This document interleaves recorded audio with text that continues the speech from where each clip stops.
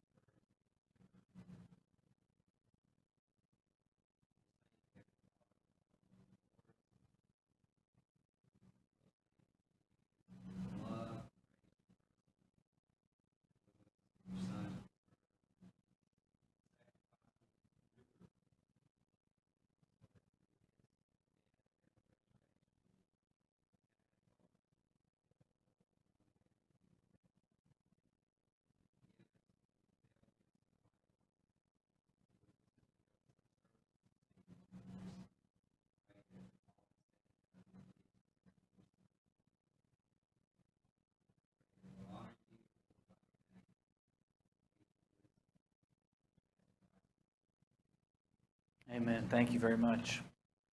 All right, so Romans 7, open up your Bibles to Romans 7.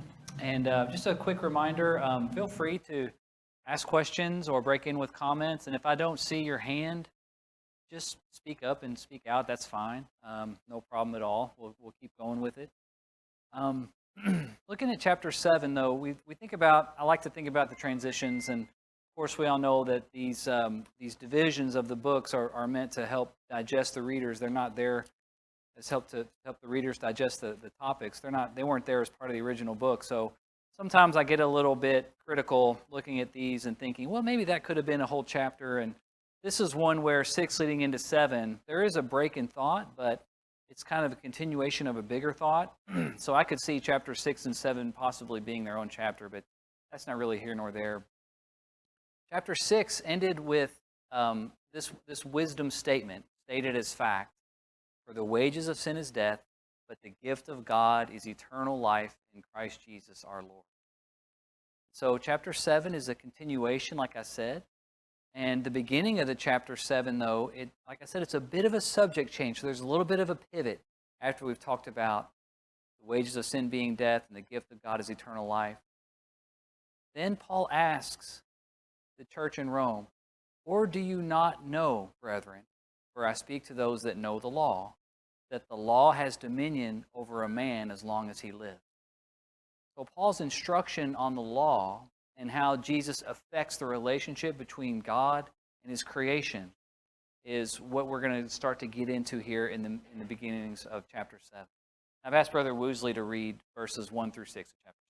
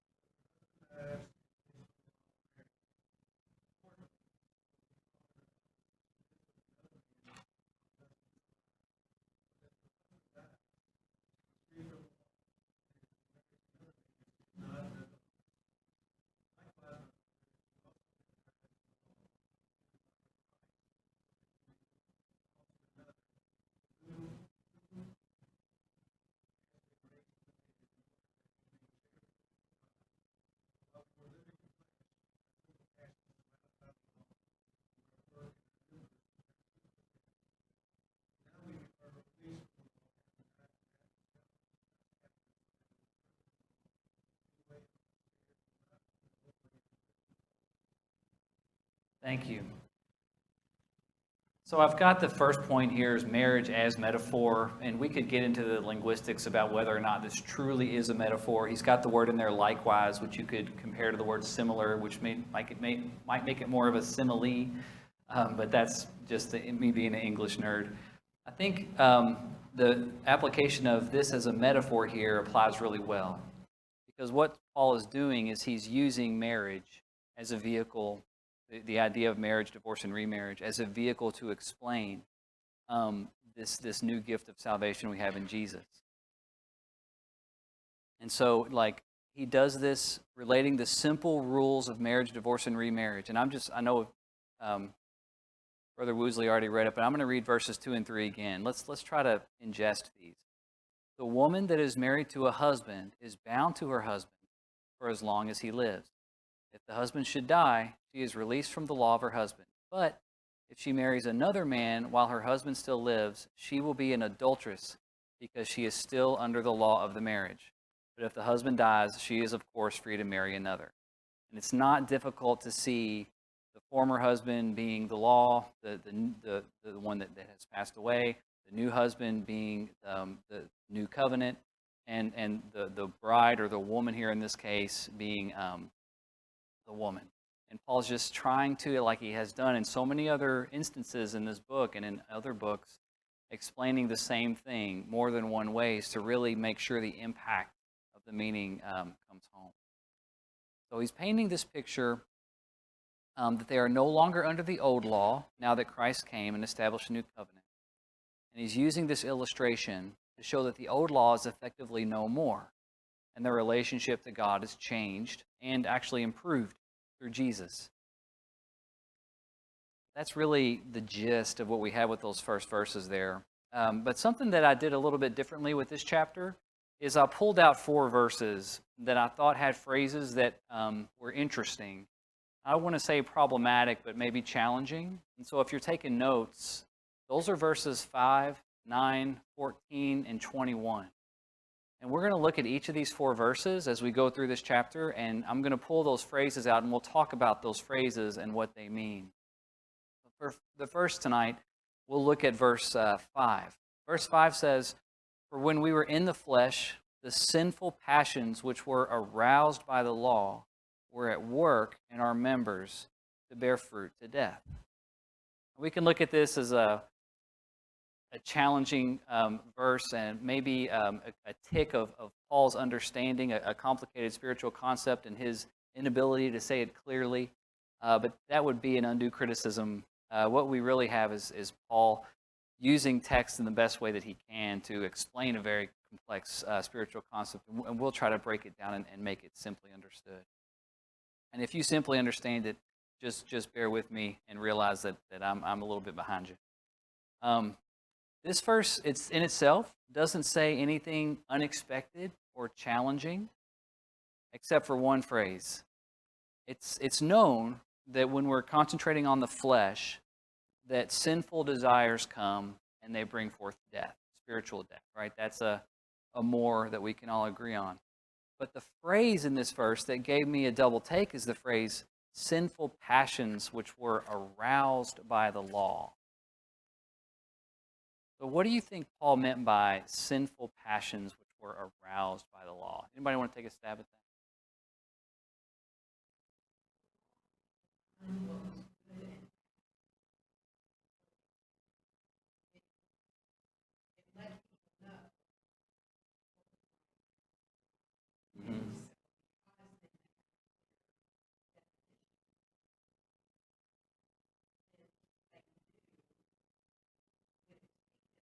Yeah.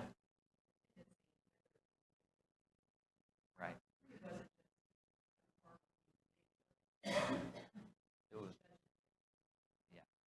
It was like a spotlight on the transgression now that the law was defined, and it brought that behavior into focus and clearly defined it. Yeah. So to break it down a little further, yes, thank you. Okay. Yeah.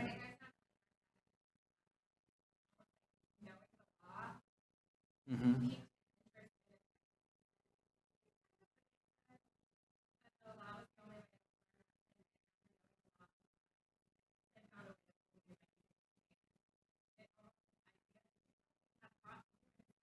Yes.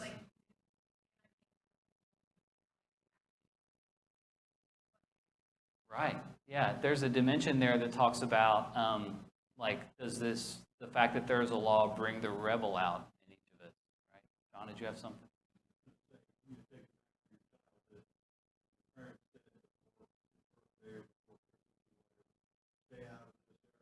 Mhm. Yeah.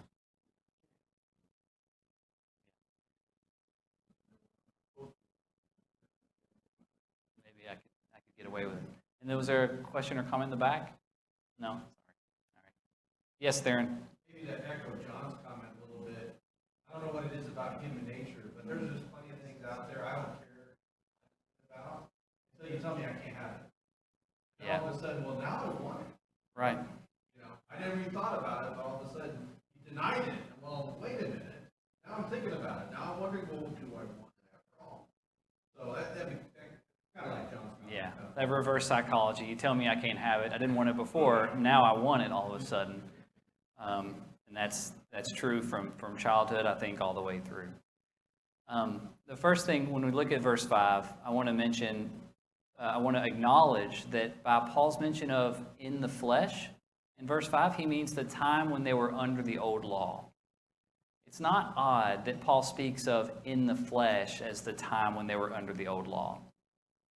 The old law was a flesh covenant, right? So they were members of the covenant by virtue of their flesh connection with Abraham, and circumcision in the flesh was a sign of membership in that covenant.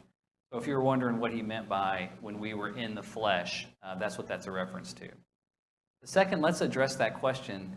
Did the law arouse sinful passions? I think Terry got to that already. The law didn't really arouse so much as expose sinful passions, right? So if anybody has anything to add there? If not, I can continue. Yes?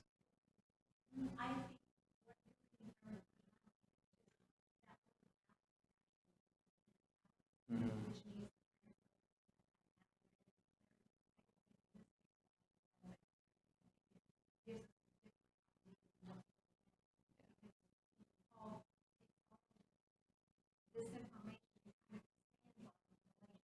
Yes.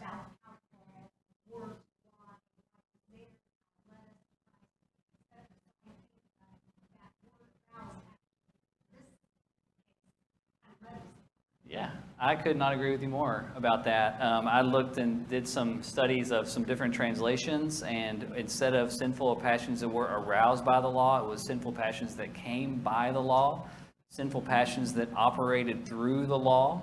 So the way that we're talking about it, I would agree. It's not like that the sinful passions woke up because the law came into existence or the law became known. It was more that through the law, those passions were exposed. But if I think about the question a little bit more and kind of bring it back internally to our own kind of spiritual warfare, think about that word passions. Our passions in and of themselves, not necessarily or essentially sinful, and they can be expelled in godly ways, according to the platitudes that the Lord has laid out for us. The law of Moses did not create sinful passions, and our passions are sinful when they lead us to things that are contrary to God's will. And we try to expel them in ways that are opposite or askance from what God has determined. In this way, passions become sinful through the law, that is, through the violation of the law. And these sinful passions work through our bodies to bring forth fruit unto death.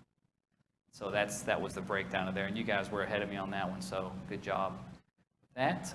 Any other comments on this idea in verse 5 before we move on? Okay. All right, so now let's look at this idea of the law as a teacher. And again, you're ahead of me there because I was looking at Galatians 3:23 through 25, that the law was a teacher or tutor. And this is just an idea, again, of Paul really trying his best to put the law, this Mosaic law, this albatross of Jewish culture that they are having a very difficult time putting behind them, trying to put it in a proper context in as many different ways as he can figure out.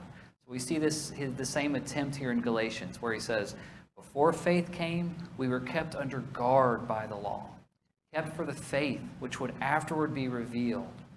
Therefore the law was our tutor to bring us to Christ, that we might be justified by faith. That after faith has come, we are no longer under a tutor.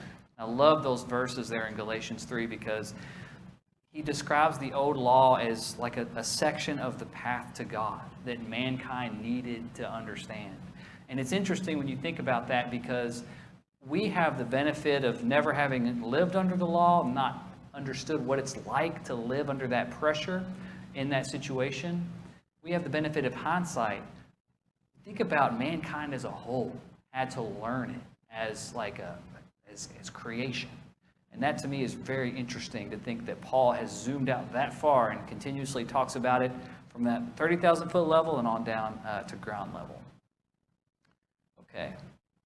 So let's move on to the next section here in Romans 7. I've asked Janie to read verses 7 through 12 in Romans 7.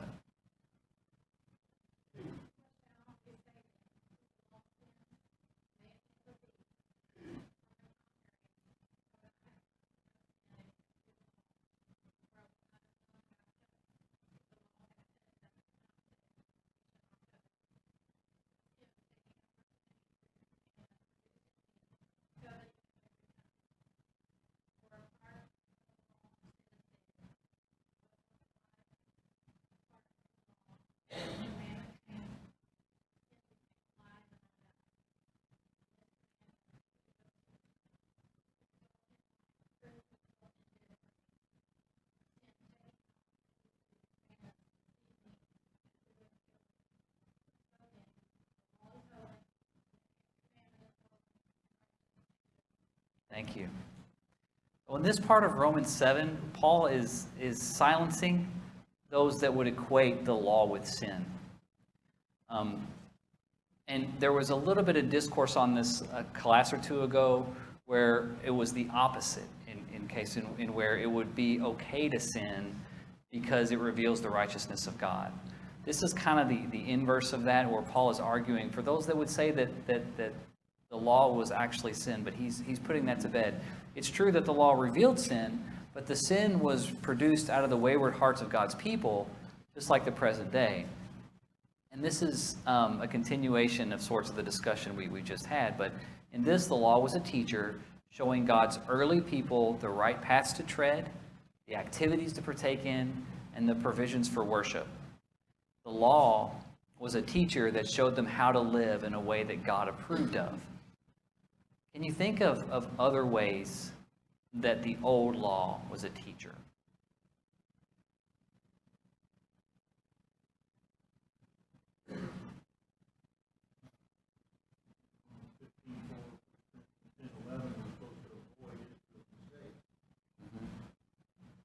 Avoid what they, right. So we look at how they followed the law, their failures, and those are things that we can learn from. First, the obvious one comes to mind is grumbling or complaining, right? That's an entry-level kind of takeaway, but I take your point. Yes, sir.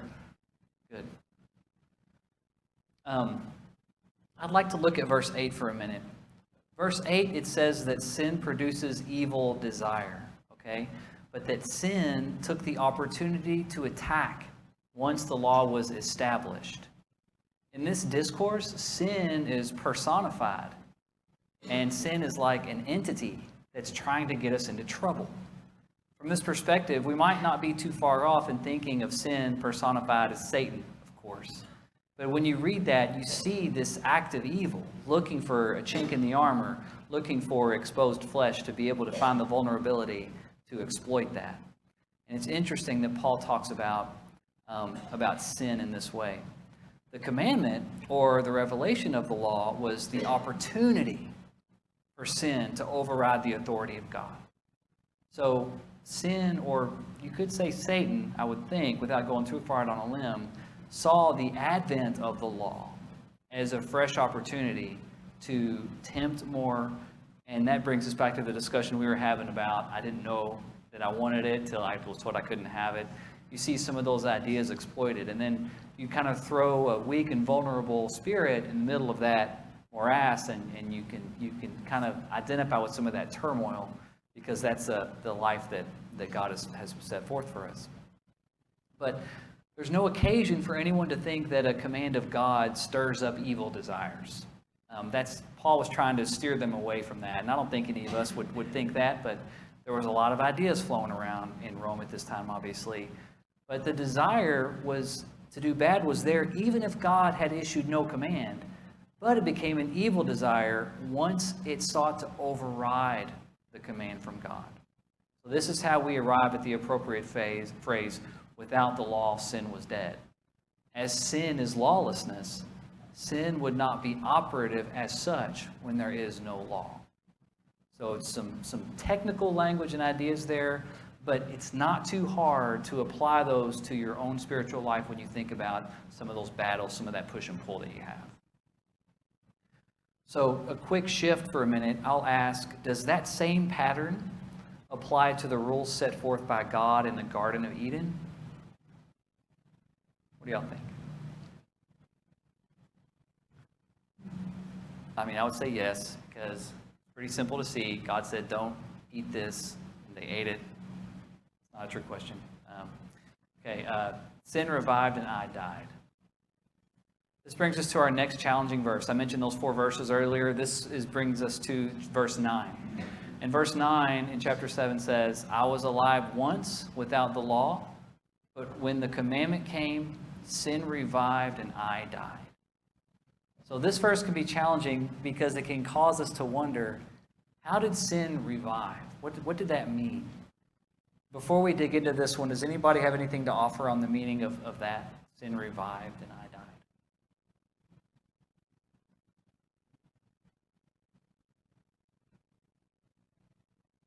Okay. So, I'm going to throw out a random thought, but I don't know if this is right. Just a thought to think about. If you look at the way the law was treated by the Jews in the end result, the law was intended to train up in righteousness, but it was also meant to guide the heart, this desire for God. But it intended to focus one on the letter of the law and not the spirit of the law. I don't know that's what he's saying, but I wonder if that might not at least be an aspect of it.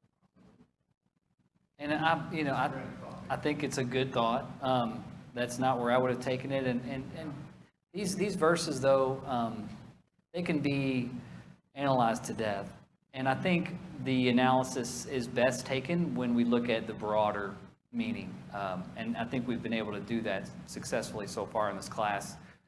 So I hope I don't run us awry a little bit by digging into these 4 specific verses. But just that turn of phrase, sin revived and I died, it's interesting to think about sin, evil, as something living, because it is. That's the reality of the situation. If we ignore that, if we ignore the evil that tempts us, Satan that tempts us, we're in to be tempted and fall even more. But let's look at the verses a little bit here, especially verses 8 and 9. In verse 8, Paul is talking about a very large scale. He's explaining how the law exposed sin, giving it a chance to grow. Even though Paul is using himself to illustrate, the scope in verse 8 is large. It's a general perspective, and it refers to the human nature of the Israelites as a whole, and how their obedience, their temptation, and their rebellion interacted with God's commandments. But in verse 9, if you pay attention, in verse 9, Paul relates the concept personally, and he keeps it personal. And he draws on his experience to explain how sin interacts with the law. Before Paul understood enough to enter into sin and to give it cause to grow inside and to corrupt him, he was living as a child without the law. Sin revived or found cause within Paul to overpower him once Paul reached the age where he was conscious of his sins. So Paul died spiritually as he sinned because sin brings death. That is the meaning of verse 9. That Paul is using this illustration of his own spiritual awakening to the consequence of sin to underscore the larger point of how sin thrives under the law. Again, pretty technical, but inside those ideas and those verses in 8 and 9, we get an idea of our own spiritual journey. Any comments on that one? Anything to add? Back up to 5. Sure. Okay. Then put yourself in the context.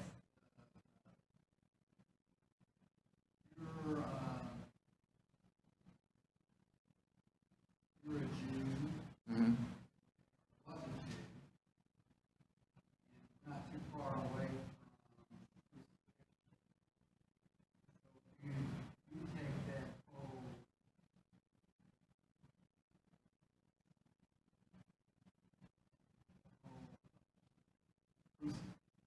crucifying the Messiah, stack this next to it.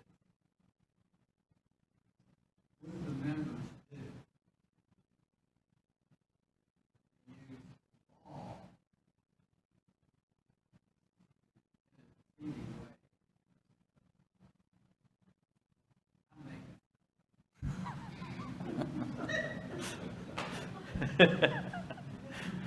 I think there's validity to what you say. Not that you're making stuff up, but what you said before. But it's not an ancient history of Christ dying for them. Scott? So, Cory, I think a part of this, Bill and I haven't got to talk. Same thing that is the law being saved. Right. When you look at this, I was alive much about the law. What does that really mean? Well, I'll give you what I think is a better example. Noah when he was drunk. Noah sinning when he was drunk in his tent. Scripture doesn't tell us that he was. Go to Romans chapter 13, Noah, we're told the promise is now. There's been a change because there's now a difference and a different expectation. And so when the penalty is not due, I'm fine. Because there's no judgment against what I'm doing. Yeah. When the judgment comes in because there has been a standard set, Right. now the penalty has to be paid. That's when I die. Yeah. That's the revival of that sin is being revived. Sin is coming into its own Yes. life because now it's been pointed out what it is. Yeah. So really, yeah. the thing here is that it's all for grace. And the law was not working. It never, Yeah. Again, the law, and verse 12 tells us the law was good, did exactly what it intended to do. It couldn't do the things we really needed. That we needed. Yeah. It did not justify. And that's what grace does. So that's what it's saying. Yeah. This idea of works versus grace, or law versus grace, however you want to. And I'm keying in on when he talks about himself. There's two situations where you can interpret that. One is before he reaches the age where he understands sin, and he's alive because he doesn't know he's innocent. And the other is that whenever, kind of like just the Israel people, whenever they don't know, ignorance is bliss. They're alive, they don't know that they're sin. But whenever the law there, it gives that opportunity for that sin to be exposed. So thanks for saying that. Cory, Yes. a minor note here. I really like how it says, the law revealed what was righteous, but it did not supply the power to do it. Yeah, that's very well written. Yeah, and it gets at what we're looking at there between righteousness and sin. John, did you have something? No, 5 and 9, that's explained by verses 10 and 11. To me, that spells it out. Me. Commandment which was to bring life, I found to bring death. For sin, taking occasion by the commandment, deceived me, and by it killed me. Yep. 10 especially, I think, brings it together. So, thank you all for those great comments. But now, just to kind of continue this so we can get to the next section here. Under the new law, followers of God, now known as Christians, are effectively dead to the old law, right? That's no surprise. But it's through the body of Jesus Christ. And now they live primarily in the Spirit, denying bodily lusts. But Paul takes that analogy further, explaining that this new shift in the faithful man's relationship with God does not mean that the old law is equated with sin. That doesn't mean that he's trying to say there's still value in the old law. Like Scott was saying, it can't save you, but there's still value in looking at the old law. Not only in the example that it left us, but in the ethical values that it set forth. The old law existed to reveal the sin in the lives of those who would follow, as it says in verse 13. We've kind of beat that one to death tonight, but it says, sin, that it might appear sin, was producing death in me through what is good, so that sin, through the commandment, might become exceedingly sinful.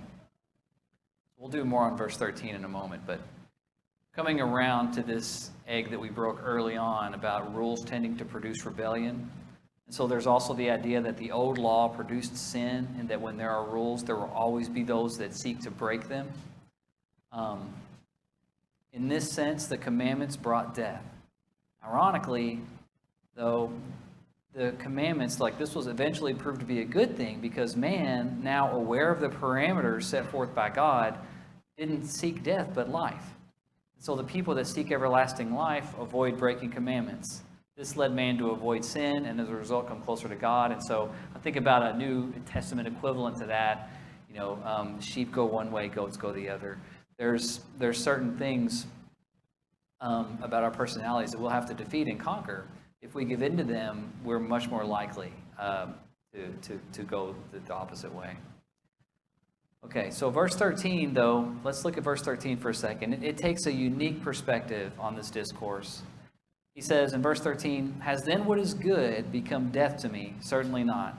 But sin, that it might appear sin, was producing death in me through what is good, so that sin through the commandment might become exceedingly sinful." Now, Paul takes a closer look at his relationship to the old law here. The it that Paul refers to is, of course, the law. And in this verse, he is teaching how the law was a really good thing. The law did two righteous things at once. One righteous thing it did is it made sin a more obviously depraved activity by recognizing it and labeling it as sin. And two, the law encouraged the people away from sinful activity, bringing them closer to God and more in alignment with His will for them. Of course, again, the law was imperfect, but it served some very good purposes in addition to laying the foundation for Christ. Can you think of other things that the law did besides that? Like practical things? We talked about like a value system. It also maintained social order. It kept them healthy, maintained a pure society, as it were. All right, let's look to our third verse of the four that I've called out for tonight. This is verse 14. This brings us to the next challenging verse. It says, "For we know that the law is spiritual, but I am carnal, sold under sin." The verse, the part of this that I wanted to pull out was that he said that he's sold under sin. What do you think Paul means when he says he's sold under sin?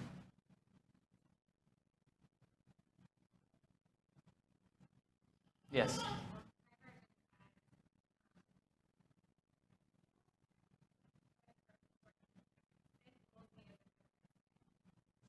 Yes. Sin rules me as if I were a slave. I like that. Yeah. And that's gets into our sins of righteousness, sins of slaves of sin discourse. But yeah, I think that's a really good interpretation of it. But Paul is again using himself, as he does so often, using his personage to relate to others their own condition of sin. He's kind of sacrificing his reputation, and it doesn't hurt him. It helps him and it helps everyone, which is a really beautiful picture of humility if you think about it.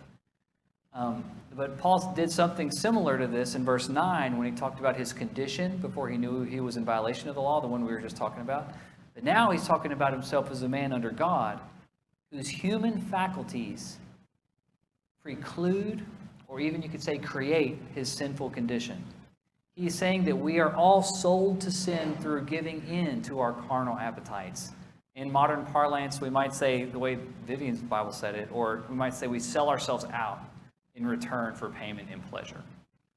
So, not very complicated, but interesting aspects to look at what Paul's talking about. And you see a lot of the same themes exposed and connected in different ways throughout this book, which is another thing that makes it really fascinating.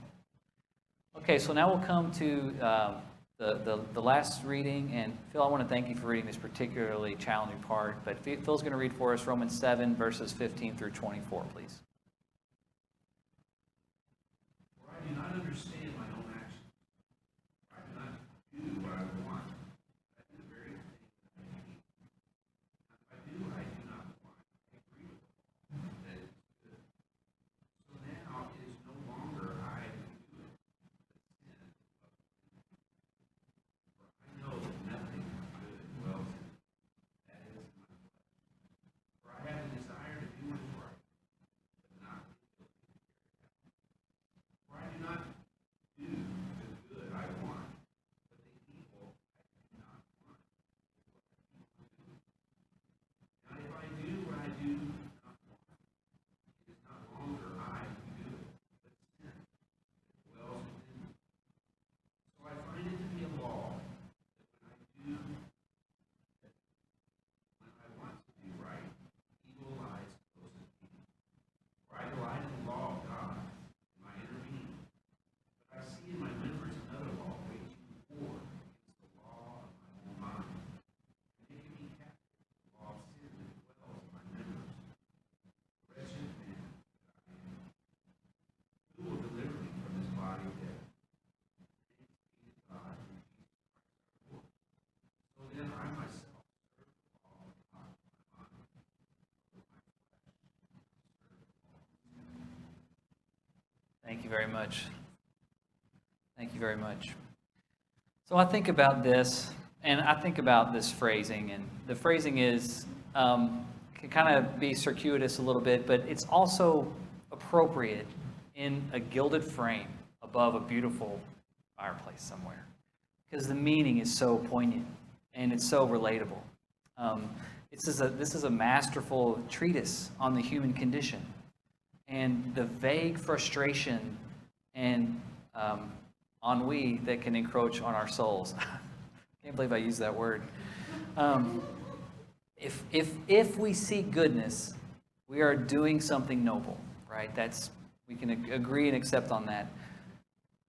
Because we are seeking to please our Creator, and we're also putting our faculties and blessings to their proper use. That's what happens if we seek goodness. These are all good things, and when we do those things, it brings happiness, it brings peace with God, and an overall sense of hope and peace in our lives. But we live in a fleshly body, the appetites of which can more often than not produce desires that, when they're not properly expelled or fulfilled, lead us to sin.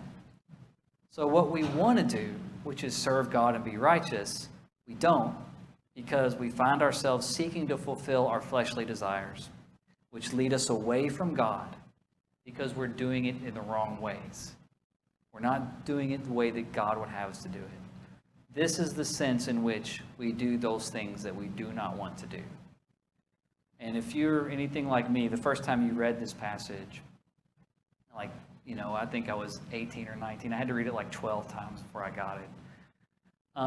But you can, at least to me, I can understand exactly what he's saying. I feel like he's speaking, like the Lord is speaking to me through Paul over these thousands and thousands of years, because you know what the right thing is to do. But you find yourself not doing it, either because you don't have the right will, you don't have the right motivation, or you haven't done the preparation inside, the inside job necessary to make sure you're strong enough to resist that temptation, or to be motivated to do that good thing, or to make yourself do that good thing even if you're not motivated. Paul is explaining this inward turmoil. Verse 18 says, "To will is present within me." Okay, that means I want to do it. Inside of me, I want to do it. But how to do good, I cannot find. That means I want to do the good thing, but I can't figure out how to do the good thing. What does that say about our relationship with God? The first thing I thought of was only in God and through His Word and through prayer can we find how to do good. It's not within us. Proverbs 16:9, "A man's heart plans his way, but the Lord directs his steps." And then a more direct quote from Jeremiah 10:23, "O Lord, I know the way of man is not in himself. It is not in man who walks to direct his own steps." So the push and pull is a lifelong struggle that we have here in this passage that few, if any, ever really truly grasp, and fewer still understand and bring under control. The spirit is willing, but the flesh is weak. Yeah, This is right. hard, and it's hard. That's right. I want to, I want to, I want to. I can't. Yeah. Why can't I? can't. I don't know. Right. Right. I'm weak. Okay. Spirit is willing, but the flesh is weak. That perfectly encapsulates it. And you think about this condition, yeah.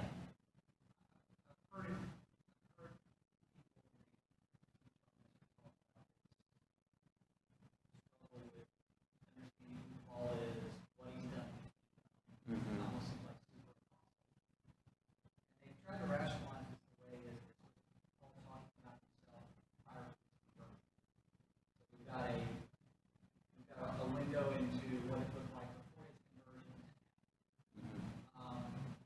We get to heaven, and we might say, I have always taken these things to be this is the struggle that everybody has. Super apostle or not, and obviously,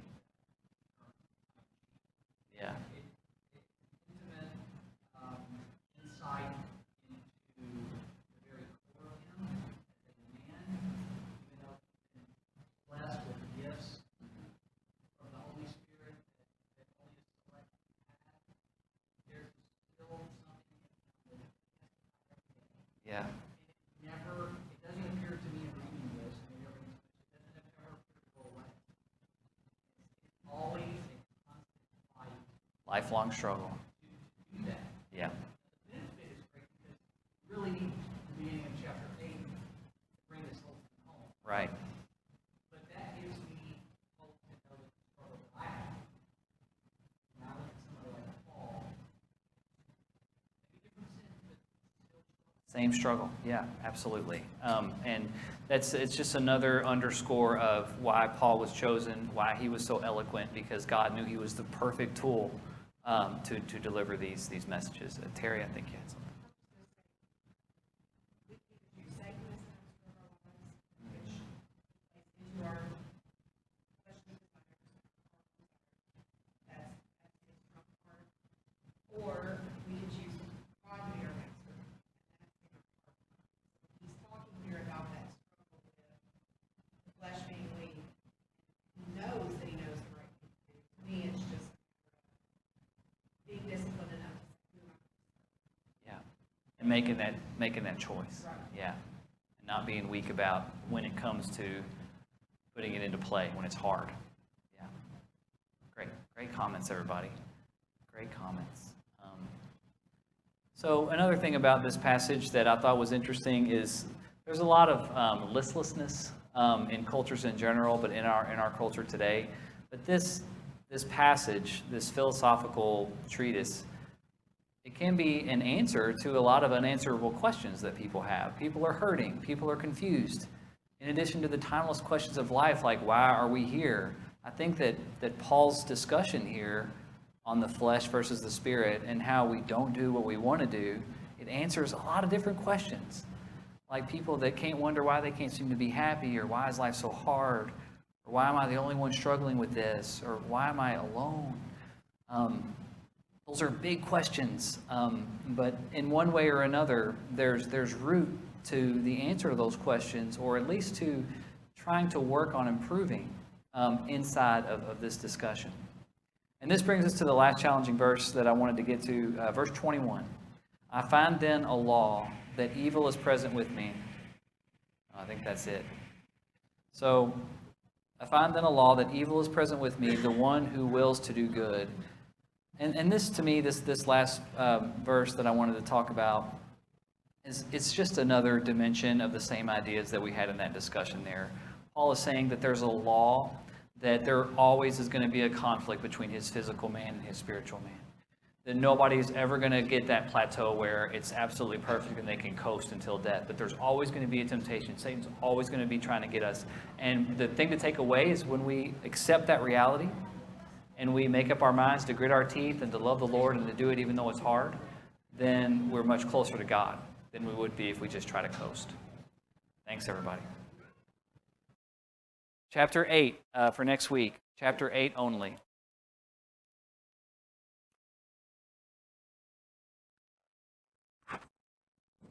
Oh, no class next week. Okay.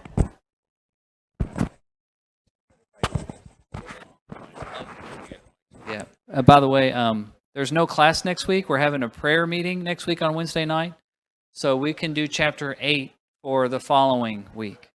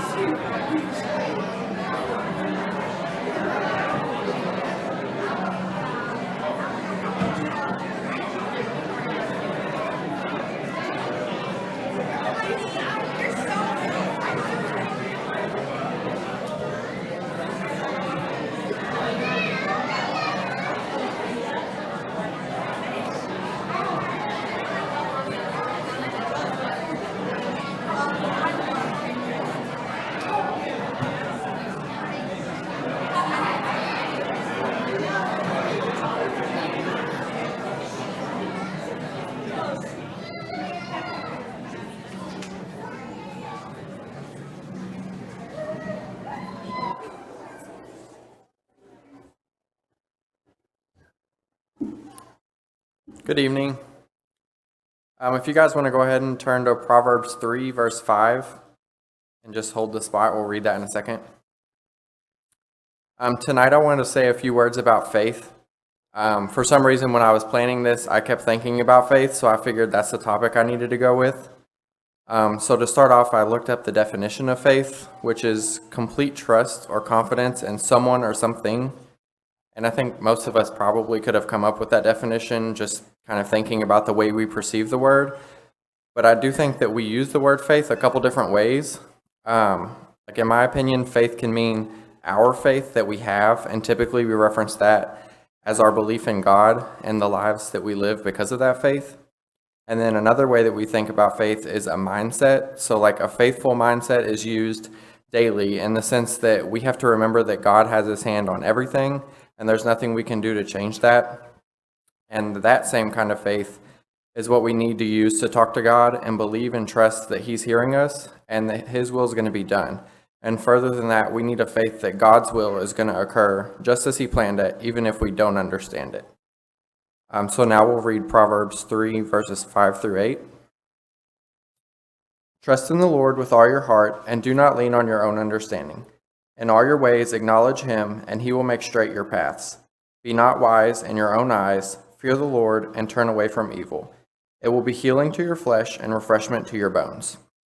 And after all this talk about faith, if anybody here tonight is struggling with faith or would like a prayer or someone to talk to, or if you're ready to give your life to Christ, you can come forward as we stand and sing.